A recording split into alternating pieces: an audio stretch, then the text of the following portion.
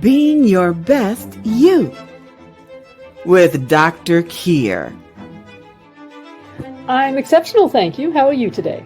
I'm so good. Blocks to bold, brass to gold, better to best. We all get caught in mental mazes, believing that we have to live the way others see us, or being taught to think things through.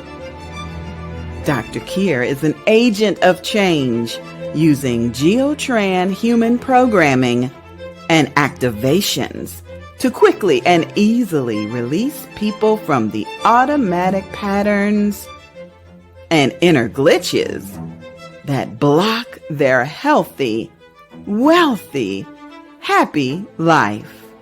Instead of going where our innate circuitry takes us. Being in alignment with you is the best way to create your best life. Are you ready to be your best self? Being Your Best You with Dr. Keir. Welcome to the show. Hey, this is Dr. Keir, and I am having an exceptional day, and I trust that you are as well. The weather is absolutely fabulous here in Vichy. The sun has been out for 2 days now, and I have a south-facing balcony, so I'm happy. And today, I'm so thrilled to welcome our guest, Andrea Woolf, because she is a living example of how your life can change and how you can use those pivots to create something even better.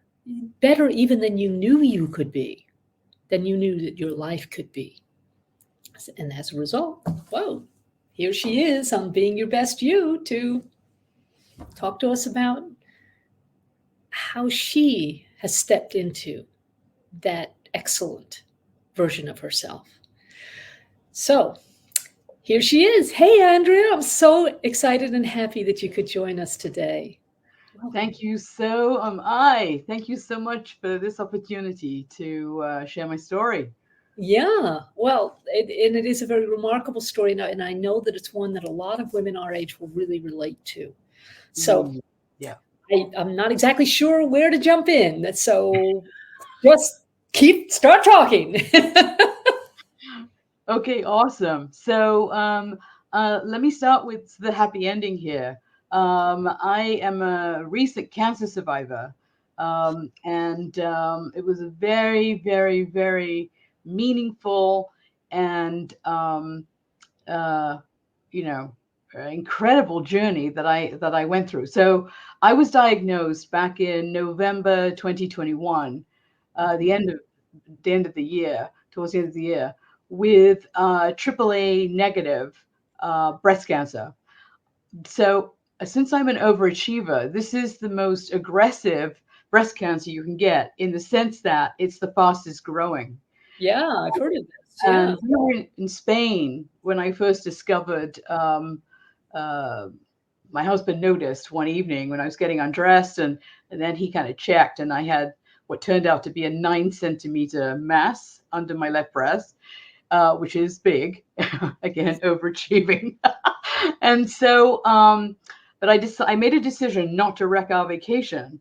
And then as soon as I got back here to Southern California, where I live in Orange County, I got on it. Now, for any of you who've gone through anything in the medical profession, it was a fascinating journey, because it's complicated, and finding that right group to be with was a very, very interesting and challenging, let's call it, opportunity. So and then people started offering help, and that really way overcomplicated that side of the process. And so I decided to go with my gut. Now, ladies, so often we don't trust that. And I just thought, I'm going to tell you every time I get a chill when I say something, it means this is important. Listen in.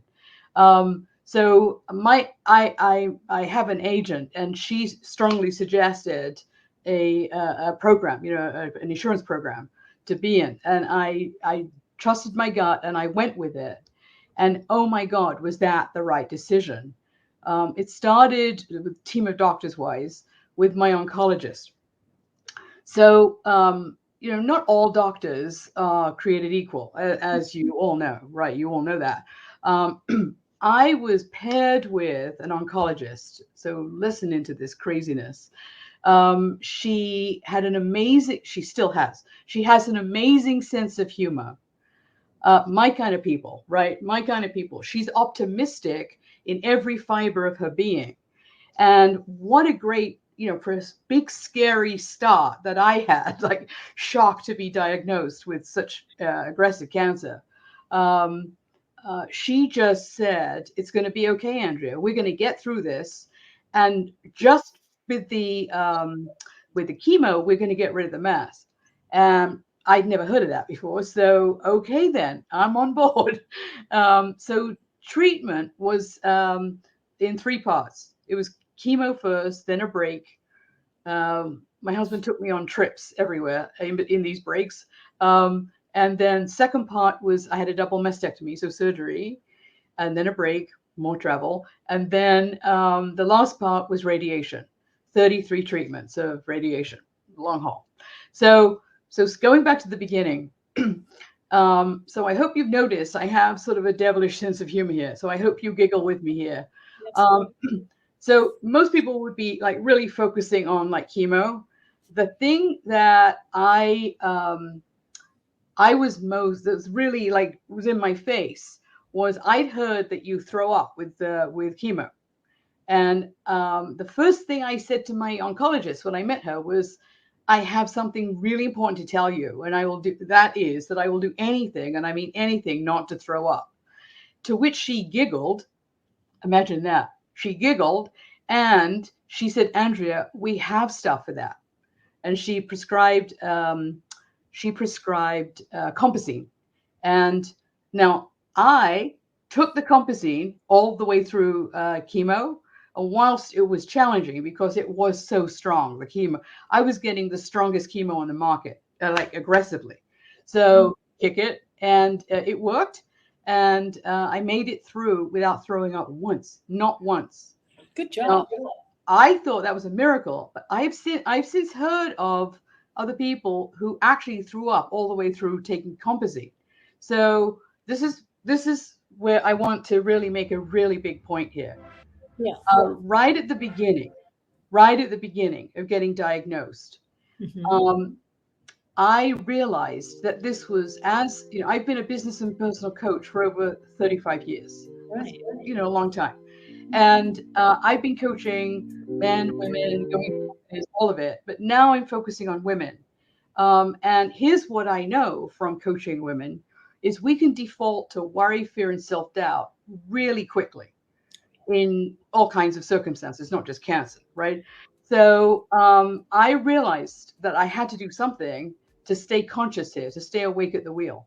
So I had a meeting with myself in the mirror. And I know it's lovely. You kept right on. That's great. this, right? Because I knew like it's a long journey. It was 13 months of treatment. It was a long haul. Yeah. Okay. So I had this meeting with myself, and eyeball to eyeball with myself, I said, how are you going to handle this? You're going to suffer your way through this, or are you going to choose to? Everything you coached here for all these years with all these wonderful women, right? And irony of the century, I called myself on this, like right up front, right at the beginning. And I made a choice. To actually focus on living, not dying, and like really stay focused on only the positive. And so I then asked my important second question to myself in the mirror, which is, how are you going to remember this? Because I knew that there were going to be, bumps along the road, this kicking in, crazy thoughts, like us we're so good at. And so I and I said, it's got to be something simple, self, because I want to do it every day to keep myself like focusing forward only on the positive. And I mean, anyone who was near me, I thought I was nuts. But this, I connected this to my passion and my purpose. Like walking my own talk. How am I going forward? If I don't do this, how am I going to, in any kind of authenticity, like coach women who are going through whatever their journey is, right? Yeah. So how am I going to remember this? And what I came up with, because it has to be something simple with me, I'm a simple soul. I came up with this: to wear blinging every single day. I hope you can all see my sparkly stuff. Absolutely. I do like jewelry, but I mean, I don't always. Before this, I didn't always wear all this shiny, sparkly stuff. I'm sorry, I'm looking at the camera, looking at myself. That's great. Yeah. So anyway, and honestly, as crazy as this sounds, what kept me on track the whole time was what I call sparkling every day. Yeah. It reminded me to stay on my own mission, which is very, very similar to yours. I know you make a huge difference in the world, Dr. Kier. You make a huge difference. So, we're kindred spirits. We already ascertained this. I could not, for example, when I went to get my chemo, right, in the cancer center. So, a smallish space. And so we were all kind of fairly close together. There were women there who were clearly going through this by themselves. I had my husband. He was amazing, by the way. He's not naturally, between you and me, he's not naturally patient, but he was miraculously patient with me during this whole journey of the 13 months. So there were women in this cancer center who looked like it was hard. It was a weight on them. So if I could finagle it, so I sat next to them, and then if I could get them chatting with me, and then if I could maybe get a giggle, oh my God, that was a major, major victory. Yes. Life happens in the small moments. Oh, yes. And I have constantly, and I'm constantly seeking opportunities in these magic moments to make a difference in the world, right? Yes. Yeah. So anyway, I started my journey, and then I made it through the chemo, hallelujah, with an amazing oncologist who I think will be in my life for a number of years, right? This is how it works. And then that was that. And then the second part was the surgery. Now, double mastectomy is not a small surgery. And I haven't had many surgeries, knock on wood, in my life, right? Just small stuff. So, here I was facing a big surgery, and all I was thinking about, door number 1, door number 2, was I'd heard that when you have a big surgery like this, it's a lot of anesthetic. They give you a lot of it. Yes. And there is a possibility that, because it's a long surgery, there's a possibility that you can actually throw up from it. So here I was back with my face-to-face, my biggest challenge. I was focusing on worrying before I had the surgery, worrying about the anesthetic of all things, not the surgery. So anyway, I had things to me actually. I didn't. When I woke up after the surgery, I found out I had not thrown up. Yay to that. And I had a great surgeon and plastic surgeon. They're in the surgery with you at the same time. So so that was that.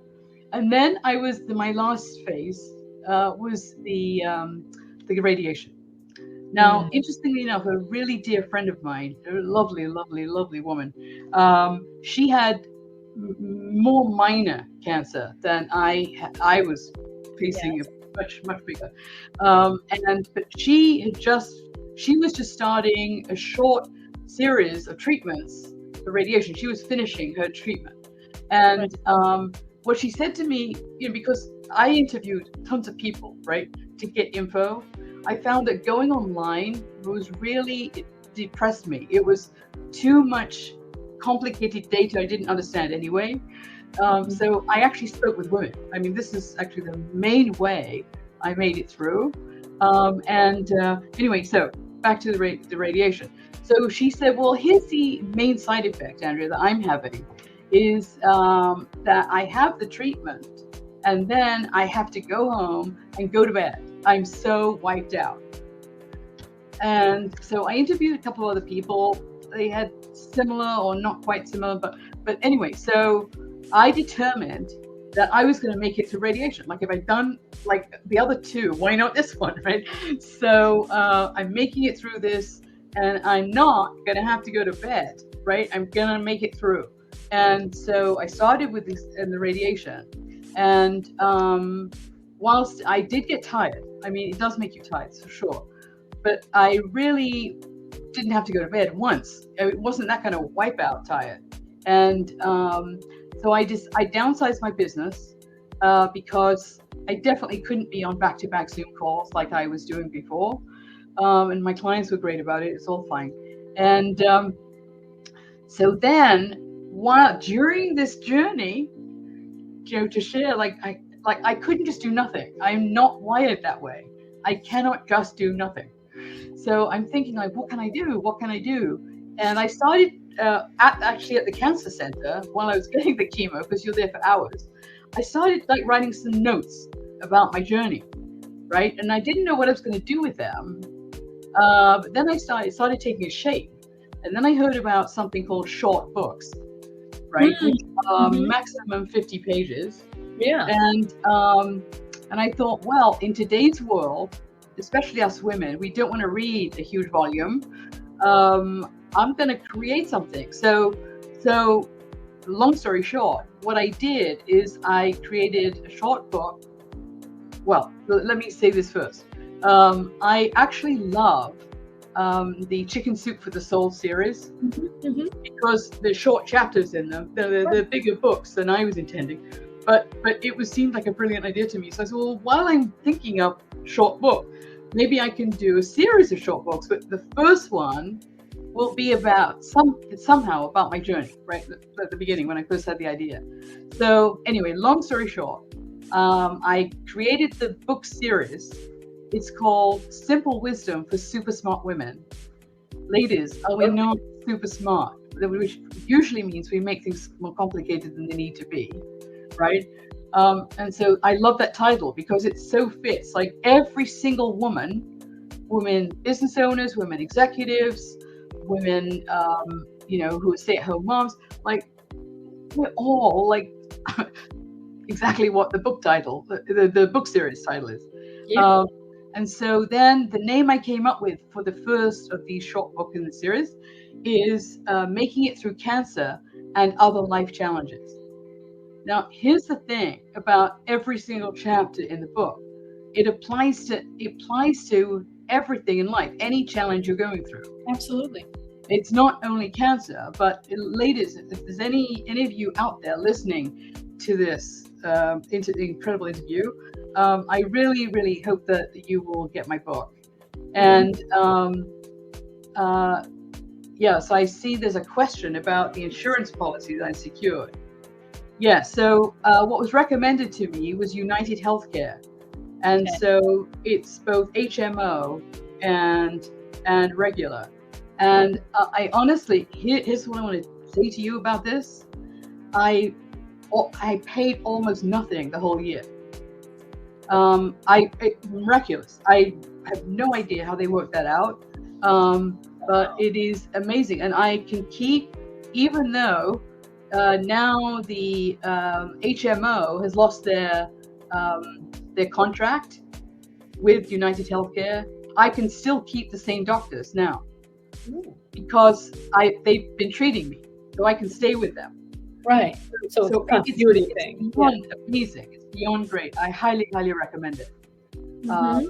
It's one of those dual insurance coverage. Right. It was a miracle that I was there because, again, I've heard of stories where women have had to take on like conversation after conversation with doctors' assistants about the coverage and the thing, right? I didn't have any of that. Yeah. That's really great. Yeah. Sorry. I would love to gift, by the way, before we go to the next question, I would love to gift my book, and I believe you're going to be showing the link. Is that right? Or shall I say the link? Our lovely producer will put the link up, I feel certain. Excellent. Oh, that's wonderful. Yep. Wonderful, wonderful. Okay, we'll wait till she. Well, I'm sure she will presently. Yeah. And All right. Well, I'll just quickly say it, and then it'll come up on the screen. So it's wisdommadesimple.com. The www at the beginning, right? wisdommadesimple.com/new book. Because this is my first in the series, right? Yeah. So you had a question, Dr. Q. More of a remark. It's so fascinating to me to listen to your story because of the overlap with some things in my own life, my own history. My mother died of cancer. Oh, there's a link. Lovely. Thank you very much, Angie. My mother died of cancer when I was 21, and I was not there for it in the sense that I left my mother's house when I was 14, and I left my father's house when I was 16. Wow. My mother stayed in the U.S. My father, and his second wife, my stepmother, went back to the U.S., and my sister and I stayed in England. And we did see our mother from time to time. Like, I don't know, I think I saw maybe 4 times in the 7 years. And we knew that she was unwell. We knew that she had that her cancer journey started about 3 years before her death, and it started as breast cancer, went to her liver, and then to her brain, and apparently that's a fairly typical track. Oh wow! But my actual connection with it really came when my father telephoned my sister in England, and this is back in, well, let's see, it's 40 years ago now. So I mean, international phone calls were expensive. Yes. I mean, not even had a phone. And he, God bless him, paid for our flights to go back, and we were back in the States for 5 weeks, and my mom died in about the middle of that. And she had also had the whole schmear, so the radiation and the mastectomy and the chemo. And I know that her best friend stepped up as best she could, but my mother was divorced by then, and none of her children were living with her. My youngest sister was living with her father, my second husband, and indeed she was only 10 when my mom died. So I just really feel for you and thankful that you had the support, and especially that you had a husband who was there in a very immediate way and in a very imaginative way, it sounds like. Oh yes, he drove me during the time when my energy was down and so on. Sure. He drove me to every single appointment. Yeah. I mean, he was incredible. Yeah. And just took care of everything. So I could just take care of myself, and amazing. And that's really wonderful. He's happy I'm now driving again. Because he was juggling his business and me and Yes, my mom didn't have any time. I mean, I'm really glad you did. Don't get me wrong. I know that is tough what she went through. And and the thing that actually was the most support to her, which I thought was really interesting and very American, if I may say so. Of course, in Britain, we have the National Health Service, thank God. Yeah. And that, of course, does not exist in the U.S. What kept her going was the fact she was a high school teacher, and she worked out some kind of deal with her teachers' union that kept her teaching right up to her final collapse, so that she had health insurance through them. Yeah. I mean, it's like, wow. Incredible, yeah. So I'm a recovering Brit, so for your audience. I've lived here more than 40 years, 45, something like that. Yeah. Right, right. I'm Yeah. holding on to my accent for dear life. Yeah, well, indeed. Uh, mine shifts and veers a little, as you can tell, Yeah. because Yeah. I did grow up in the U.S., but then I left when I was 14, and then I spent 20 years in England. Yeah. And fortunately came out with a Cambridge University accent rather than a Sheffield accent. So, Amazing. yeah. Amazing. But this is probably one of the most challenging things anybody can face. And Right. yet I also absolutely hear what you're saying about the insight and the wisdom that you're bringing out in this book really, really does apply to Oh, other sorts of challenges. Completely get that. absolutely does. Let me give you a couple of examples. These are some of the chapters in the book. So of course, Sparkle Every Day is one of them, right? I share what I shared here. Okay, really, really, really important, ladies, is to be your own best advocate. Yes. I Yes. don't know if it's some of the sort of the early training we get globally, but it's so interesting. Over the many years, I coached amazing women who were either had jobs, really sometimes executive jobs, right, and some of them business owners, but they could not make a case for themselves to then get a promotion. I mean, it was like they were struggling and they were really getting upset because they weren't getting promoted within the organization they were in. So whenever I came across this, of course, we turned that around really, really fast. Yes. Particularly medical stuff. No matter what country you're in, you need to absolutely be your own best advocate. Yes. Get somewhat informed, not become a doctor, but and know that you've got the right doctors. So so I have just a lovely one. Is count your blessings. So you're going through something challenging, but stay awake at the wheel of what's right around you. And for example, I mean, I was showered with cards and gifts and Facebook messages and anyway pigeon messages delivered by pigeons. I mean, I was from really, I mean, like all over the world, people like heard about it, usually through social media, and then started, sending me cards and gifts and well wishes and, so, and then I let it lift my spirits. I allowed it to. You've got to allow this stuff to lift you up, not just, another card, So these were like really lovely, important people in my life. And some of them were like colleagues of Doug and their spouses. And they sent, it was an incredible year, really. It was absolutely incredible. So, I had to learn how to slow down during this and to rest. Yes. I got really good at resting. So I didn't have to go to bed, not during any of it. But I just made sure that I managed my well-being and, took care of myself. Good. So, yeah. So those are some examples that are in the book. Yeah. I remember my mother. Now, of course, there wasn't the social media then, so unfortunately, she didn't have that kind of widespread. Oh, right. But I do remember that I went to visit her. So I must have gone to the States for a couple of weeks, maybe a couple of years before she died, and she was working half-time, and she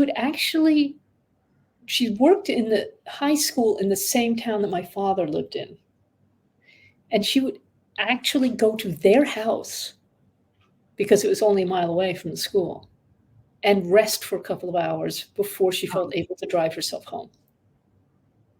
There you go. Right. I mean, that's a lot of determination. Yeah, it is. Yeah. You had a strong mom. You had a really strong mom. Yeah. Yeah, And that's MUM in England, by the way. What's that? That's MUM in England, mom. Yes. That's right. Yeah. Yeah. It was actually, like impressive and sad at the same time, if you see what I mean. and I have worked with other women on this journey, and yeah, it is. You're absolutely right. It's keeping your spirits up. It's keeping your vibration high. It's letting go Yes. of anything that's One of quite the field. Yeah, one of the very best ways to do this is to pay attention to where you're focusing. Yes. By the way, this is true of anything in life. Yes. Anything in life. Yes. You can be facing, let's say, a big opportunity, and then you go to, well, am I good enough? I don't know. I haven't done it before. Like, yeah, somebody's noticing, right? And you're getting in the way of it, right? So the fictional example I give of this, which is pretty extreme, is imagine there are two people they've just gone through a major catastrophe. So let's say it's something like a flood or a hurricane or a fire, something like that. And they're neighbors, they live side by side. Yes. And everything material is gone. Yes. There's no loss of life. Thank Yes. goodness. But no loss of life, but there was loss of everything they owned, right? Yes. One of these people is is absolutely bemoaning, you pick a gender, his or her fate. And what am I going to do? I've lost everything, like that kind of self-talk, right? Yes. All negative, all worry, all that. Now imagine this, that the other one is looking around to see who they can help. Yes. There's not right, wrong, good, bad here. But honestly, this is a gem this is a biggie. This is a biggie. Note to self, right? Where you choose to focus determines your experience of life. Absolutely. Every single day, every single situation. This is really, really a mega tip. Let's call it a mega tip. Yes, absolutely. Yeah. And another even more drastic example of that is the Holocaust. And the people who survived. Yes. And the people who did not. Yes. And I am not saying that I'm not in any place of judgment about. I was just in Israel for a family wedding.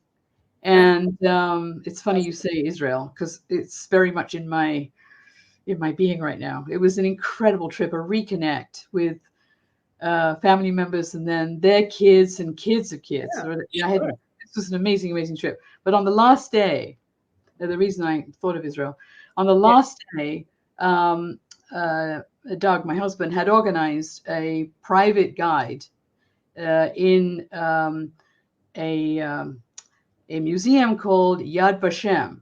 Yeah, and it's all about the Holocaust. It's all about how it came to being.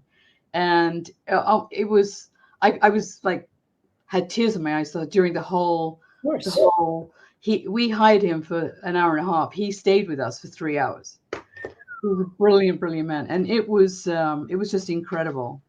Yeah. And it's true. I mean, there were people who immediately did not make it through, and there were people who did. And how did they do that in such extreme circumstances? Yeah. Exactly. Yeah, very good is where they're setting their focus and where they're setting their frequency, and how can they serve and help. Give, R5 in my world. Give, help, serve, teach, allow. That's what we're here to do. And we get to do it correctly. Yeah. Sometimes we do it incorrectly, and then it doesn't work out too well. But just having their focus on that pulled people through who, on a physical level, it's almost unimaginable they survived. Yes, exactly. Yes, and this is, the reason we know we're kindred sisters. Yes, we somehow. Yes. I'm a big yes. Yeah. Incredible. Yes. So moving back on to slightly more cheerful topics. Yes. So it sounds like you pulled through. Yay. Absolutely. Yay. Doing great. You're obviously your business is coming back up again because you now Yeah, have and even more to offer. so I had a number of meetings with myself along the way, Yes. and I have refocused it. So I'm building a whole new um, way to build the community as opposed to lots of one-on-one clients. While I treasure that, right? It's Oh, super, super great. So yes, so I am. So I actually have a workshop coming up, yeah. which is for women. Yes, and I hope this will resonate with all of you because I know this is absolutely so. From so many years, like you, so many years of doing what we do, right?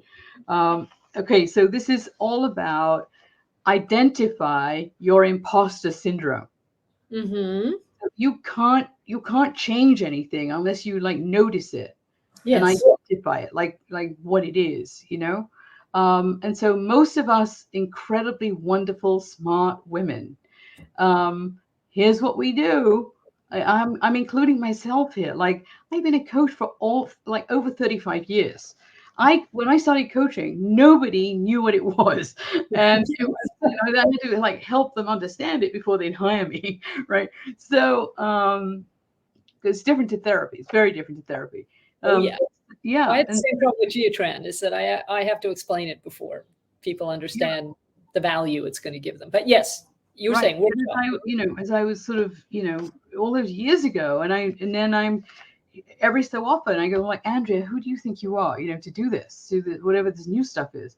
And I'm going like, what? Did you just say that to yourself, Andrea? Like, slap, slap, slap, right?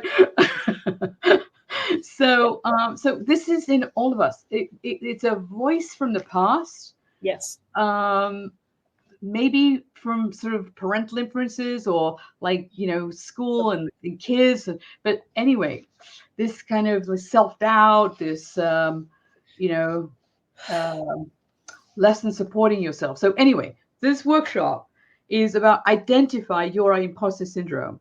And the next one coming up is on June 8th, Ah, um, at 11 a.m. Pacific time. On June okay. 8th at 11 a.m. Pacific time. And again, we have a link for this. Oh, And if you can kindly show it, that would be fantastic. mhm. So that while Angie's getting that link sorted out, where does Yeah. imposter syndrome come from? Well, from my perspective, which of course may be different from yours, that's Yeah. what's so wonderful because we're all different.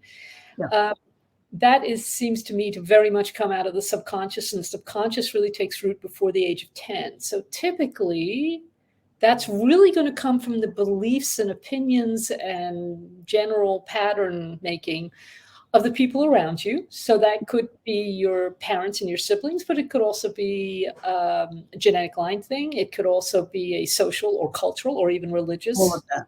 All of them. aspect. I'm completely aligned. Completely aligned. Yes. All of those things have an Yeah. influence, especially, Yeah. especially on us women, especially. And we're High only, five. yeah, High five. we're only just moving into that divine Yeah. feminine ordering and receiving. Right. So yeah, it's And going to how take a while for society as a whole to change that Titanic that's right. going in one direction, and you and I are absolutely part of the team Yes. that's saying, no, no, no, no, no, no, no. We are not going for a belief in not enough any longer. We're Right. going for a belief in more than enough. No, no, no, no. We don't do imposter syndrome anymore. We're going in this direction of the women around us are all whole and complete and fabulous, just the way they are, Yep. and just need to perhaps do a little tweaking now and again. Yeah, Exactly. There we go. there. So There's the link. AndreaWolf.com/impostor-workshop. Yep. That's it. It's Great. coming up on, like I said, June 8th at 11 a.m. Pacific. Um, Hmm. yeah, you can't overcome, eliminate, whatever, anything, unless you identify it first, right? Absolutely. Because it's buried in there. It's subtle and it's sneaky at the same time. Yeah. It's those guinea pigs, they run and hide when you pay attention to them, and then you have to coax them out again. So, but I want to really, really assure everyone listening in here might be interested in it, but it sounds kind of heavy and serious. I hope you get that I use a lot of humor and a lightness. It's the best way to transform anything rather than getting deadly heavy and serious about it.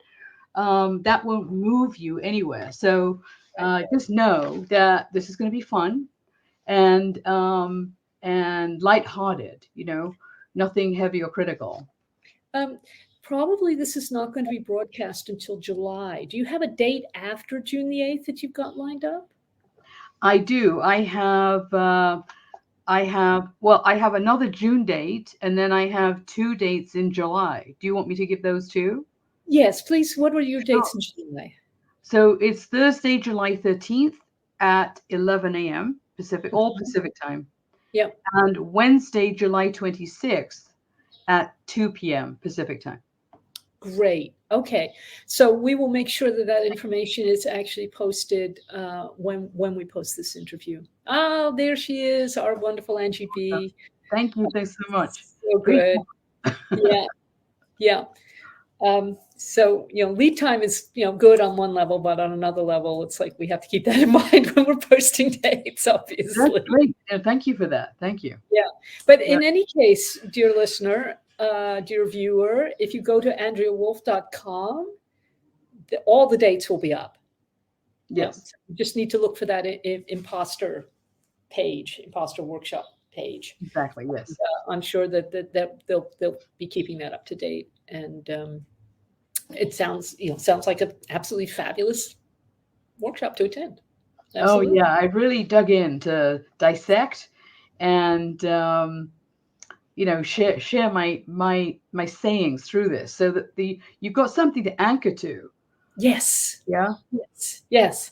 And that's where repetition is so helpful, because whenever two things. My teacher always said that manifestation is about repetition and that is to say duration and intensity, right?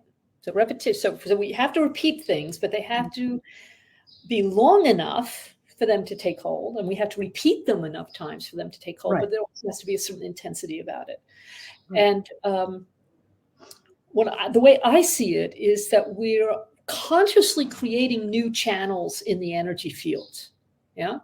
And because the subconscious ones have been around so much longer, we haven't even noticed them. So we don't know that we need to replace them with something better. Right. Then it takes a little, that extra effort in the conscious world to notice when we're going into a lower frequency or belief or concept and say, no, I'm not available for that anymore. I'm going to flip that right now. Right. To the one that a simple example of what you're saying, because what I've found, I have a little bit of a gift. I want to be humble about this, right? I have a gift. Don't be humble. No. Let's sparkle with it. Out with it. I am sparkling. You were good. Okay. But really, I want you to have context here that I walk the world in humility, right? So, and I'm a contributor. I'm a constant contributor. Absolutely. Everywhere I go. Yeah. So an example of this, and I come up with sayings that are incredibly simple, so that women in particular can remember them. So, so one of them is this: be your own best friend. Absolutely. Right? Walk that talk, because often the way we women talk to ourselves, in a million years, we would never talk to our best friend like that. Exactly. Right? We might say something simple, light, like, listen, idiot, right? About yourself as you're going through a day. But would you ever say that to your best friend? Like, listen, idiot. And then she like, what did you say to me? So it's really sneaky. It is just really sneaky. It happens in small moments. Yes. And in here's the language that we choose, right? Every cell is listening. Every cell is listening to you. What are you saying to those cells? As you say, that you would not be saying to your best friend. Yeah. Yeah. The biggest one I came up with, and I use it in my signature line on my emails, is embrace your magnificence. And it takes women's breath away. Like, what? What do you mean my magnificence? Well, what if you are magnificent just the way you are, just the way you aren't? Exactly. I like have that conversation with them. Like what if you're already just the way you are, just the way you aren't, magnificent? Like, Yeah. what an amazing way to be. And if Yeah. you give off that vibe, it won't be that you're arrogant. It's there's something about her that I want to know more about. You'll be an attractor magnet versus insect repellent, right? That is a fabulous comparison. I love that.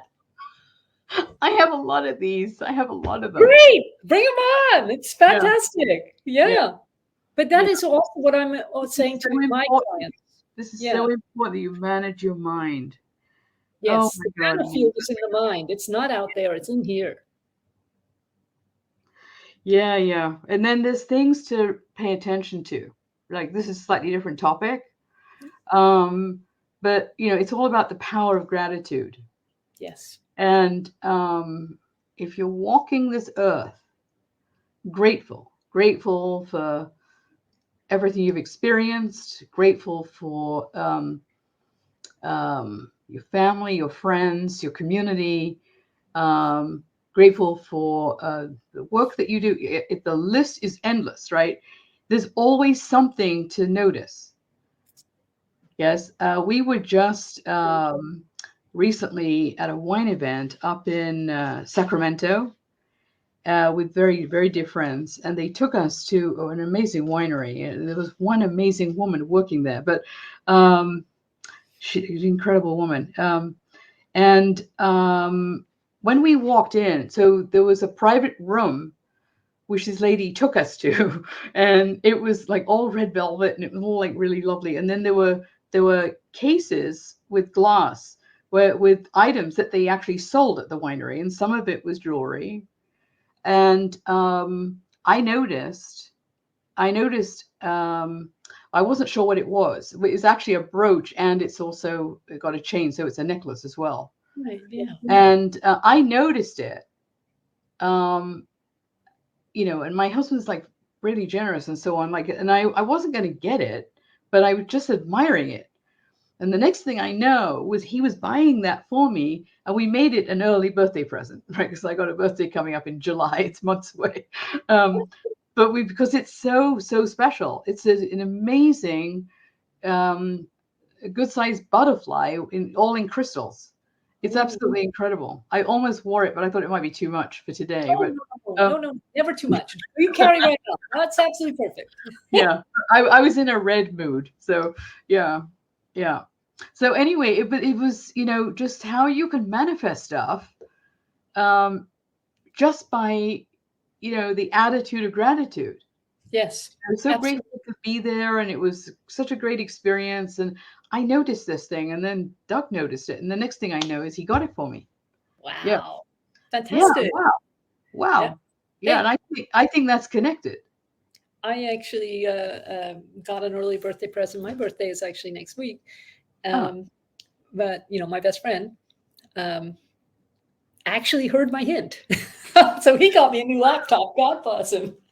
I haven't quite trained him up. He got me a new laptop. I don't think I've trained him up into jewelry yet, but I'm working on it.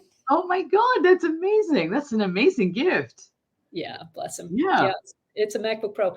And actually, this kind of connects with what you're saying. So I'm going to tell you the story, if I may. Yes, please. So this was back in February, and Apple had just announced that they'd refreshed the MacBook Pros. Now, I already had a MacBook Pro. Right. But my backup had died to death. And I said, this would really help me. I need to have a backup laptop. Now, I travel a lot. I just need to know that I've got everything in two places. Right. So he said, okay, well, which one would you like? I said, well, I'd really like this MacBook Air because it's lighter, and so it's easier when you're traveling. And Air France is very strict on their weight limits. I've come across that before. Okay. So I sent him the link, which was, I thought, to the MacBook Air that I wanted and the color that I wanted. And he said he would order it, and he did. And then it arrived. It actually, I was in the middle of a workshop I was teaching, so I couldn't actually get it until Monday. Okay. It arrived, and I opened it up, and it was not a MacBook Air. It was a MacBook Pro. And I said, Michael, he said, look, I ordered from the link you told me. I figured you just changed your mind. And the MacBook Pro is what I would have got for myself. And I said, yes, that's exactly my point, Michael. You got me what you wanted, not what I wanted. But I sat with it. And I remembered we had a recent Geotran call, which was all about accidental upgrades. You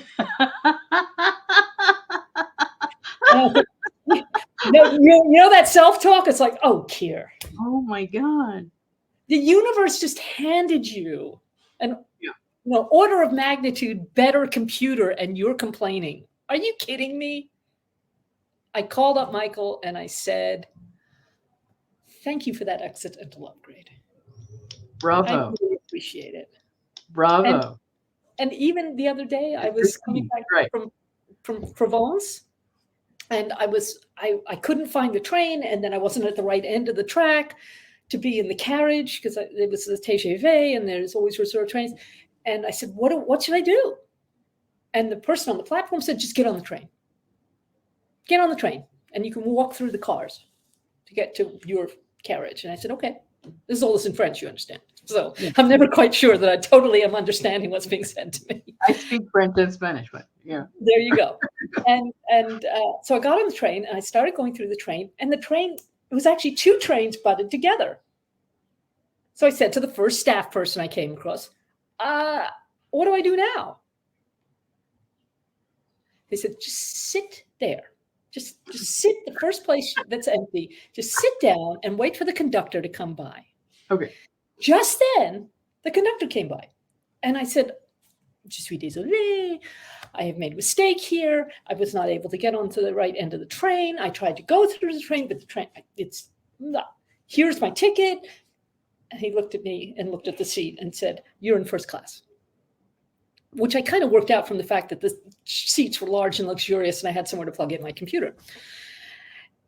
And he said, let me check whether anyone else has reserved this seat. Oh, no. Wow. He said, you just stay there. Just stay. Oh, my God. That's fantastic. Accidental upgrade. Yeah. There are all these accidental upgrades if we're paying attention. Yes. Yeah, what we are focusing on. Oh, absolutely, yes. If we're focusing on, this may look like a mistake, but the universe always looks after me, so at least a silver lining here. What? So let me tell you more about butterflies. Oh, yes, do. Clearly not an accident, right? So I was, so butterflies are very significant for me for this, and here's the backstory. So I was in, a number of years ago, a leadership program that was probably one of the best. It was a year-long program, and it was in-your-face experiences that had you either show up or crumble, right? And so, but we were in teams, and you had to try and keep your team intact right to the very end. Wow. So I'll start with the end in mind. I ended up being hailed as the leader of leaders in this program. But of course. Because I kept the team together, right? But anyway, so one of the experiences was we were put into groups of 3. Yeah. And what you had to do was pick a piece of music and come up with a dance around it. Okay? I love it. So I was put in the, and they told us by the end you're going to go through some knocking heads together, right? However, by the end of it, you'll see why you attracted those 2 people to you, right? Yes. Okay. Yes. So I was, I'm me. I'm a facilitator. I'm a bring people together, like connection, collaboration, community person, right? That's me. All right. So one of them was both women, was a control freak, and the other one was passive aggressive. And Ooh. I got it immediately why I'd been put together with these two. So they were very dear leaders, but they had their struggles because of their all right. So we picked a piece of music, and I don't consider myself a dancer. The control freak lady was actually a dancer. She was actually a dancer. And the passive aggressive one was just going along for the ride kind of stuff, right? So not really being right. So anyway, so what then the event, right? Groups of three. So big room, big circle, all of us in the circle. And then each group of three had the so, and we had not quite agreed on everything before we started. But however, we agreed on butterflies, the theme butterflies, and we agreed with how we would start. We would be on the ground, like curled in a chrysalis. Yes. I'm getting a chill as I tell you this story because Yes. it ended up being so powerful. And the music started and lifted us up. And then we kind of floated around the room, like I was kind of going up to like different people in the circle, right? And then flowing back and around. And as I looked into their eyes, they were tearing up. They were feeling it. They were feeling the energy of this birthing of this beautiful butterfly, right? And it was crazy, crazy powerful. So ever since that experience, right, in a million years, I would not have dreamed I would ever be doing, right? It was incredible. It was incredible. And so butterflies have had that meaning for me. And it was so crazy. The duck didn't really know about this at all. And there I was, with this beautiful gift of this incredibly beautiful butterfly. Yeah. So it reminded me about like so many elements, especially leadership. Yeah. Leadership. And yeah, and I'm actually in a book. I contributed a chapter to a book that's an international bestseller now, all about leadership. I mean, it's called The Art of Leadership. It's an incredible book. And I only have a chapter in it called Leadership the Feminine Way. Oh, yes. Yeah. And is that available on your website? No, it's not. No, it's available on Amazon. Okay, that's great. Art of Leadership. Good point. I should have it up on my website. Well, good suggestion. Hey, I could talk with you for hours, days, weeks, but unfortunately we run out of time today. So is there any last little word that you can give us, that you'd like to give us? Oh my God. Yeah. Remember to celebrate, to enjoy your life. It's none of us know how long we have. None of us know. And so look for the brightness, look for the opportunity to make a difference, look for anything on the positive side of the spectrum, really. And just watch what happens. Just watch what happens with your life when you do that.